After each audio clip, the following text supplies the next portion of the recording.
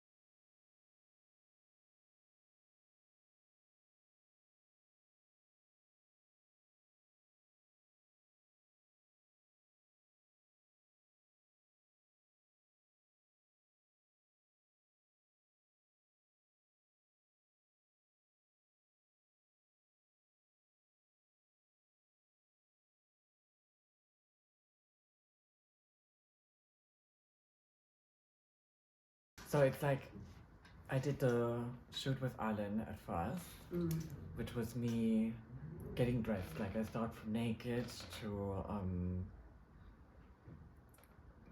getting dressed, and the question was like, at what point am I feminine, or at what point do I become desirable?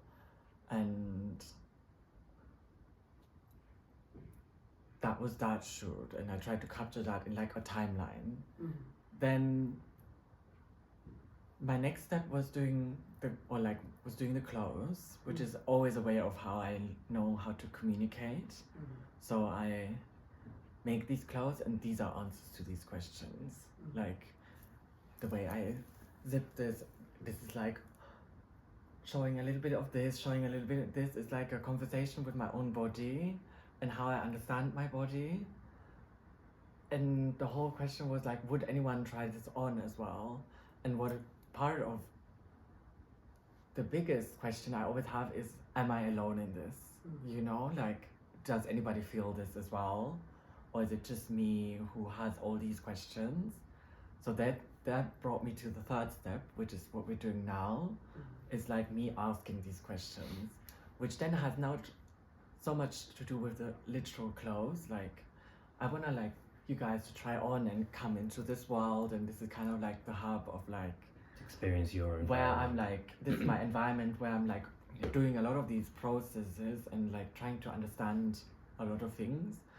So I guess that's what ties it up. But I don't know if it's like a completely cohesive project. And maybe the essence of this whole work isn't cohesive because it's just questions and attempts of answering them, and none of you will have answers to any of these.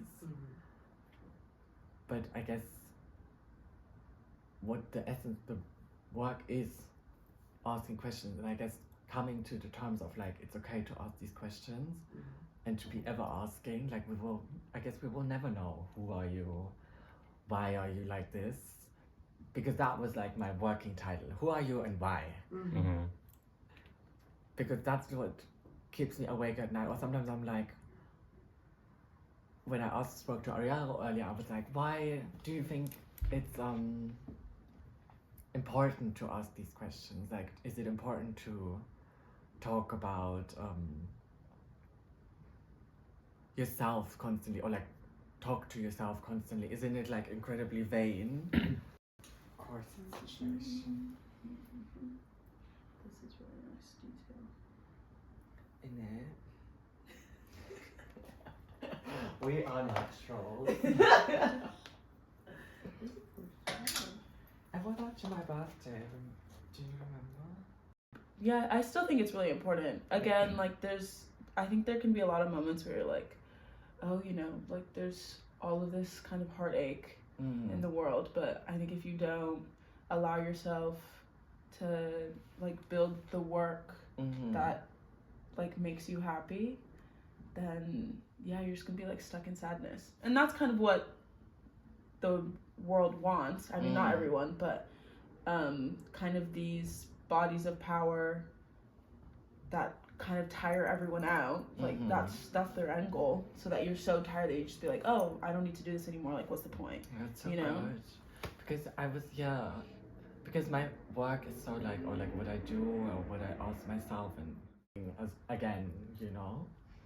And it's kind of like why the world is the way that it is because people don't a lot of people don't actually reflect on their own things and looking into who they are. There's a lot of people that bottle those things up, and I think that's one aspect that the queer community have, is that we all dive into those things. It's like questioning ourselves. It's like, why are we the way that we are, or the way that the way that we dress, or the way that we express ourselves in society. And I think that there's a nice way in that sense that I don't think it's necessarily vain. I think it helps us in the sense that empowers ourselves, that we don't need to seek for other people's like approval who we are. It's just our own way of just looking at ourselves in the mirror and be like, okay, this is who I am. I'm accepting the fact that I am who I am, and it's expressing myself through my own lens, but it doesn't really matter about what other people think. I don't necessarily think it's a vain thing to do. I think what's more vain is actually you projecting your own insecurities to other people that are not, because you can't explore express yourself in that sense.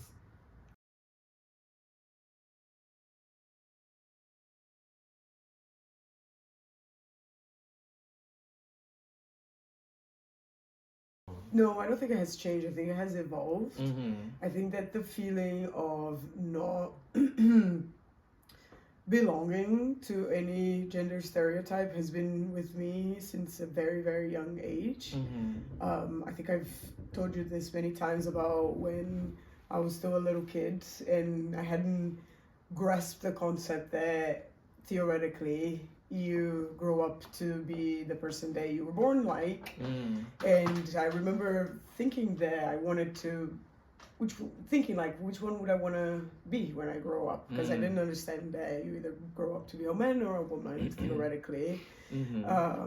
And, you know, I remember having this feeling of being more interested in figuring out how, like, what it would be like to be a man when I grew up.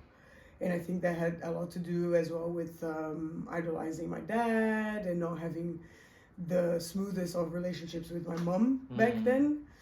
And with time, puberty came, and then it kind of just, you know, I think that's when I understood of like, oh, okay, I guess this is not my choice and this is what it is.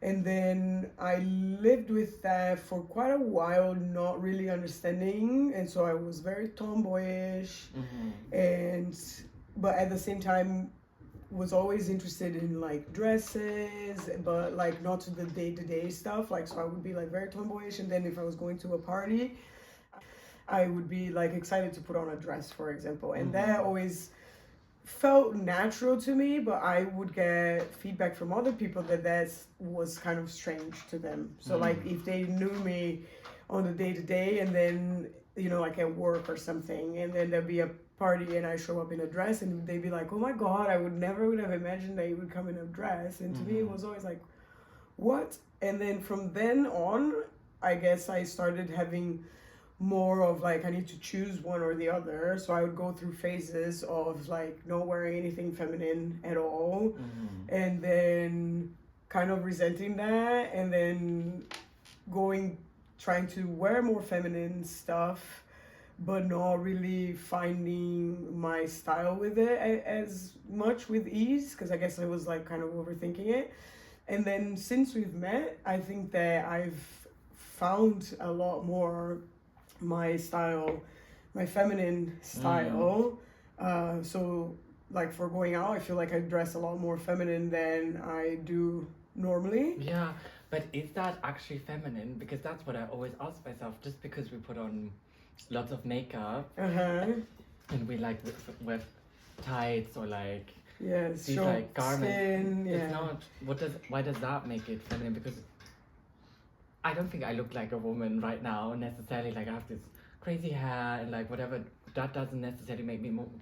It's a more feminine thing to do. To do your hair. It's more feminine, or like what we associate with. What women do. I don't think that's. It's a way of communicating you're feminine. But it's not inherently feminine in a way, which I think is always so interesting to look at now. Yes, it is. And to me specifically as well, it's kind of funny because I feel like sometimes I have more body issues related to my feminine features in my body when I'm wearing more androgynous clothes, which you would think that when I'm out wearing very little and like showing skin and this and that, it would be more, but actually no, you know. So like I can go out to the club with a top that like makes me look like I have breasts, even though I have very small ones. But where I'm wearing a button-up shirt and I can see the slightest, fold on it that looks like my chest is not flat, that really bothers me. So it's kind of interesting in that way. I have the same though, like because if I'm like in like a full-on look and this is very tight and you see like a bump or something, I think it's kind of like cool actually. It like distorts something. Like if it's super feminine and then you have a bulge, it's like okay. Something interesting there. Yeah.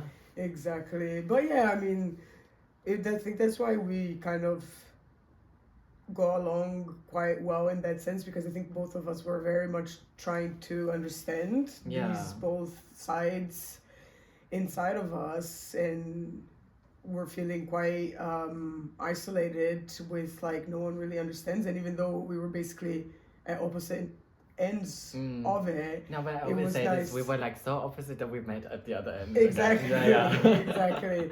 So that was really good. And to be honest with me as well, I also do like having known your style for a lot longer now, I also agree. Like I think that there's a lot of femininity in it, but it doesn't read as like women's wear for me either. It's like fabulous clothes for people that want to have fun. Yeah, exactly. It's like a summer day or something. It's like, that's or like a dance in the mirror. It's not a gender that I aspire to be necessarily in my clothes.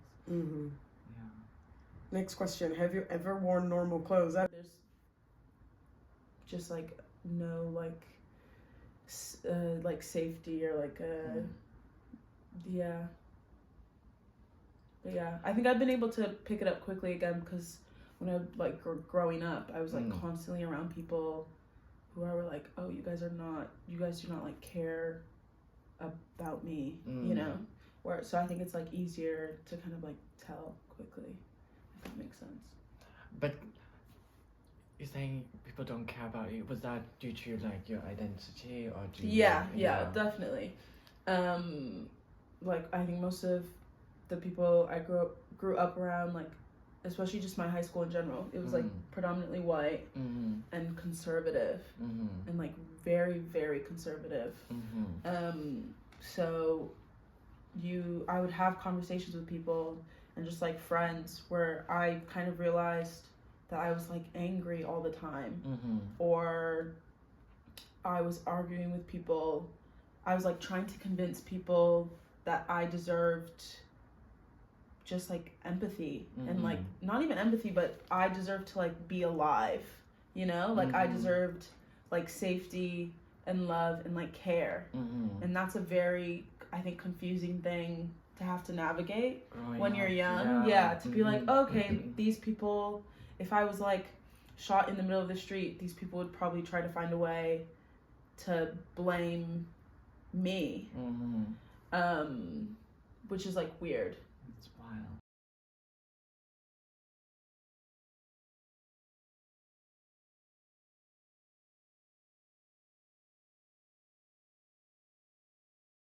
I was actually having a conversation with my therapist this week about that. Because that specific topic. That's this specific topic. Because wait, did you talk about me in therapy? I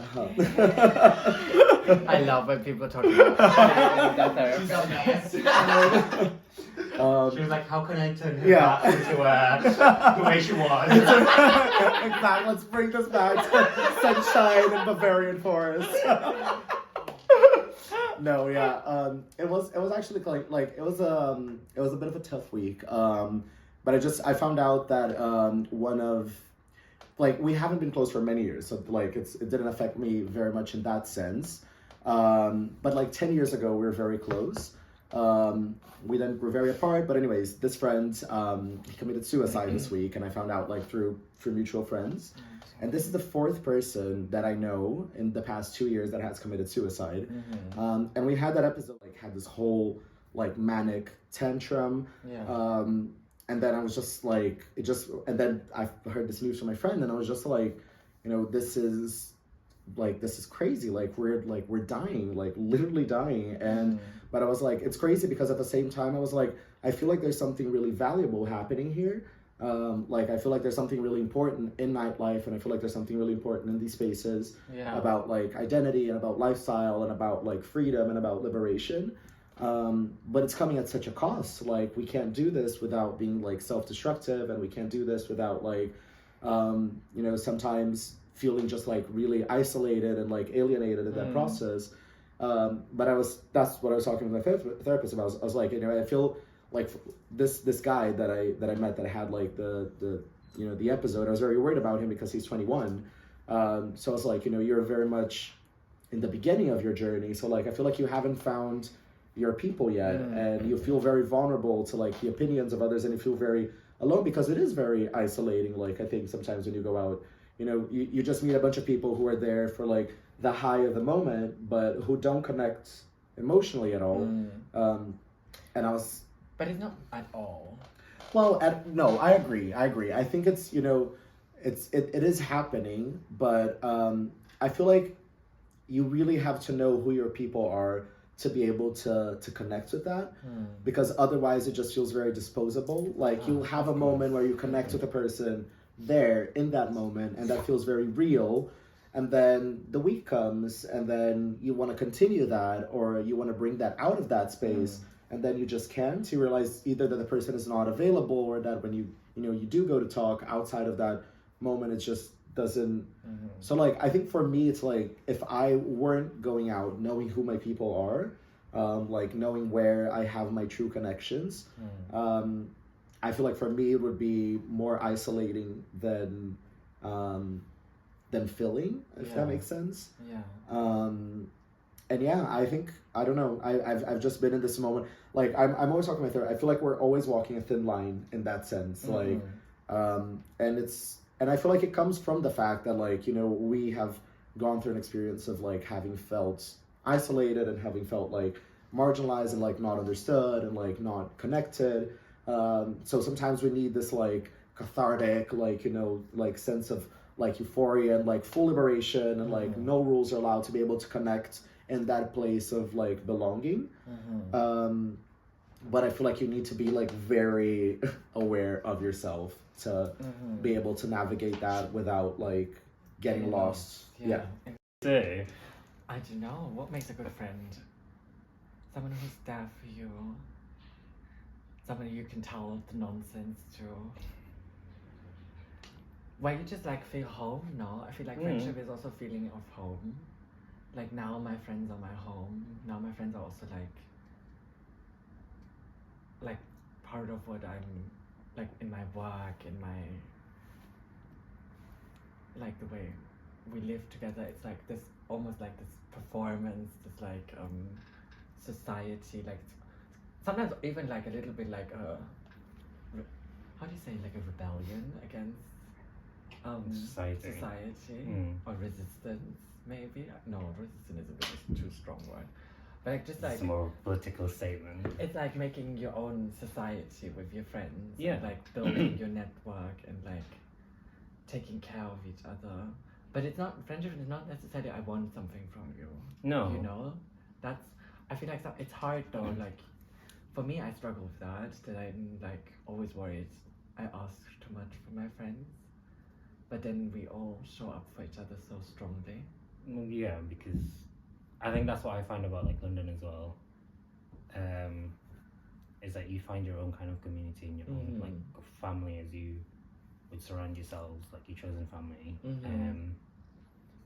And I think because London can get so like such a lonely place to be if you've just moved here without knowing anyone, it can be that. And I think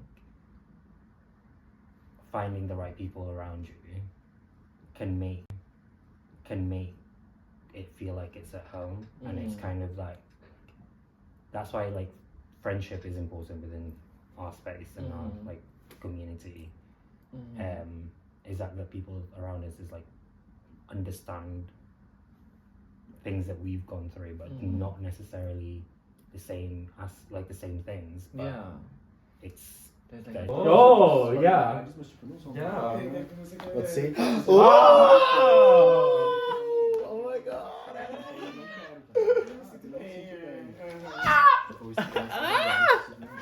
Okay, we have it. Maybe you straighten it a little bit in front.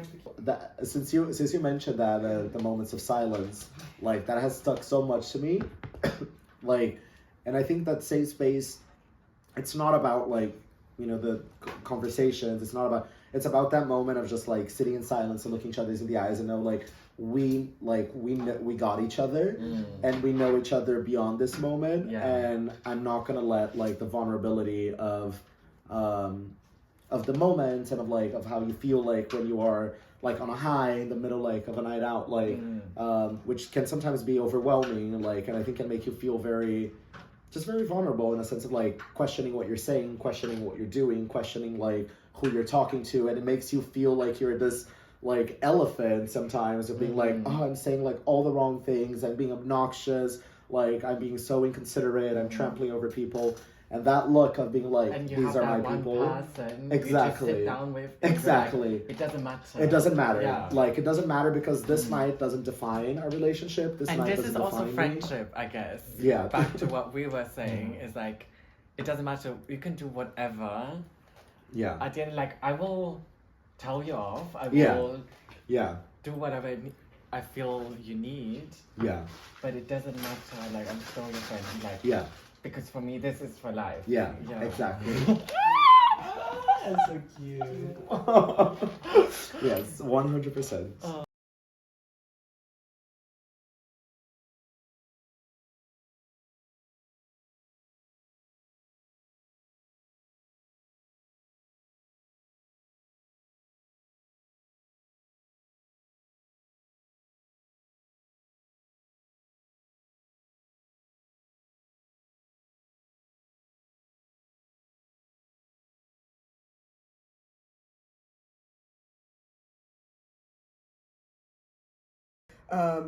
So I think that with me it was a mixture of not really feeling like I was fitting in Brazil, not understanding my queerness, and you know, because of that, having difficulty in my relationship with my family, who are amazing and very accepting, but how can you accept something that I don't even know what it is? You and know? it's also like you associate immediately. Like I have the same thing now. I associate my identity with like I can do that in London, but I haven't lived through this, or like I haven't like opened, and they've seen so much of me that was where I wasn't aware of this. That if I go back now, it's so much harder to explain. Exactly. Which is such a like. I think it just takes work to like get that. Yeah, because with me, because I'm older than you and I've been away for longer as well. Very much older.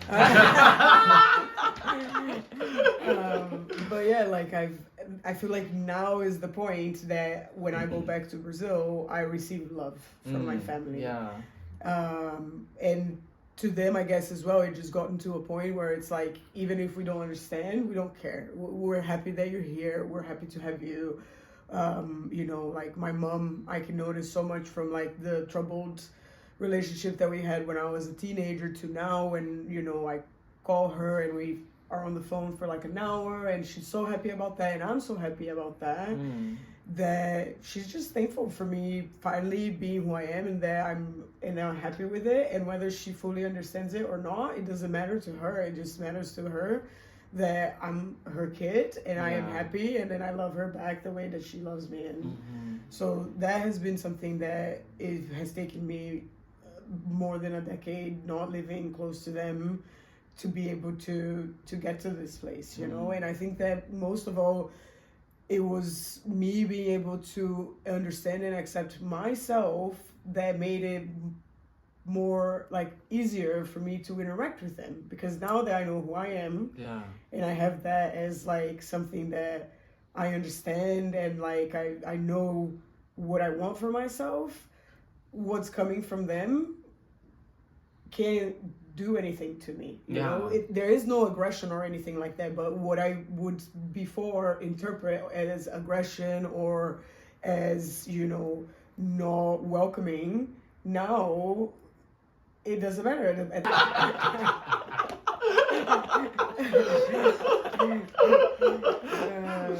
But so I think this collection, or like what I made, in some ways is like also a feeling of nature and like the sunshine, or like a summer dress I would run, or these prints are very much like, I'm very much like when I did like another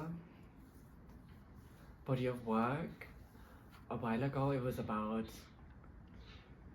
like my aunt and my grandma and their relationship, and because my aunt was queer and like my grandma was not okay with it, but like she very much influenced my style, whereas my aunt influenced my life. And my grandma always kind of dressed up for church, really like as if she was like this rich Chanel lady almost. But out of these like cheap clothes, like pretending. Did she make clothes herself or no? No, like that she bought or she found someone, she wore the same like suit like 500 times. It was like grimy at some point. But like I like that attitude of like her not pretending, but like aspiring to be someone for this event. And I think and it's almost kitsch how she was dressing, and like these prints. I think I always like all my prints are like a bit like reminiscent of her. And then for a while I never realized that until I went to like, someone actually said to me, was like, oh, your clothes are like very Bavarian, which I was like, oh my god, such an insult. How dare you? Because I was thinking of like traditional Bavarian wear, but I think what he was saying was it's like these romantic things and these like crafty things, almost like this. It's a bit rough, but it's very like picturesque. And I think that's what inspired. So I don't think I look very London, or like it's very like, but London then again inspired was like the life side of it, or like how I think it's very frisky, all of these clothes. So I think that comes from London, that comes from like the places I go to. What I'm imagining myself to go in these things. But I think it's also like, I like that I'm also this, maybe like almost like an elf in a city, or like this like weird flower that's growing on concrete. I was like, but that's very affirming to hear, because I keep asking myself like, oh, if I were now to ask an actual woman if they probably don't feel that way, they were like, yeah, no, this is like this clear thing that's exactly this, and it's so nice to hear that you say, yeah, it's actually the same. Do you know what I mean? I think even that mindset is like, I think that comes from a slight ignorance where, I think it takes a long time, or well, not a long time, but I think not everyone is kind of, I don't know, like really, I think if you have to, like people's approach to like gender, sex, race, there's a lot of, if you want to understand this, then you have to unlearn stuff. And I think a lot of people don't want to unlearn, because that's a scary thing to do, and that's something that I also had to like do very early on, I guess, in my life, which is like, okay, like all these things that I think about myself or that I think about other people, like some of this is wrong. Like some of this isn't actually really based in anything other than like feeling. Or like some of this isn't really, you know, if you actually dive deeper into it, it's so much more complex and there's like so much more nuance to it that like, oh, then you have to kind of like look back at yourself and like really kind of question yourself, which is again like a scary thing to do for I think a lot of people. Totally. To like fully question your identity. Yeah, and a lot of people are not forced to do that. Yeah, exactly. And that's why they don't do it. But you get to like a lot of things. But I feel like also the more you like question your identity, the more you also realize, oh yeah, because it was like, oh yeah, I was like assigned this at birth, and then I was like, well actually this doesn't work. But then realizing that, not that I'm changing anything, but I'm just realizing, oh, what you said about me didn't actually matter. And then yes, there's this new kind of like category or like label or like identity that I feel more inclined with. But realizing that you can just kind of transition basically. Yeah. You realize, oh yeah, neither of this matters.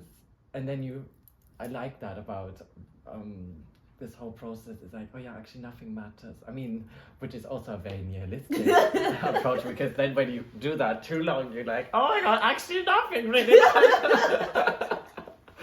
But that's also why I think why fashion, for example, is so interesting, because it's like ornaments, it's like decorations, it's like this body actually doesn't matter, so let's just decorate it and like make it talk something or make it say something. And it's like what I'm making with my clothes, or what I guess a lot of people in fashion do, is just like tell a story that is completely made up.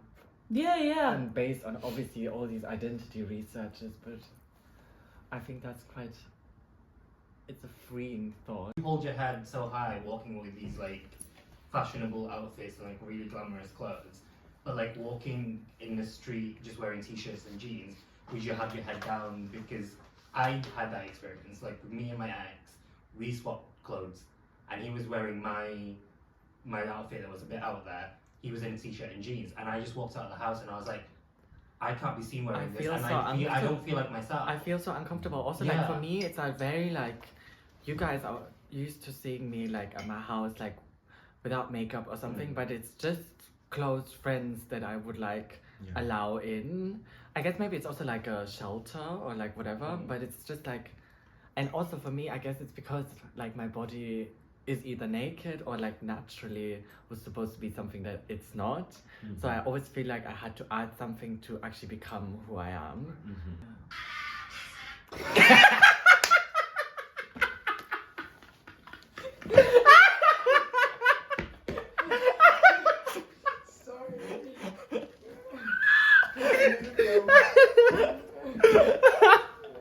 Oh, these young people always on TikTok.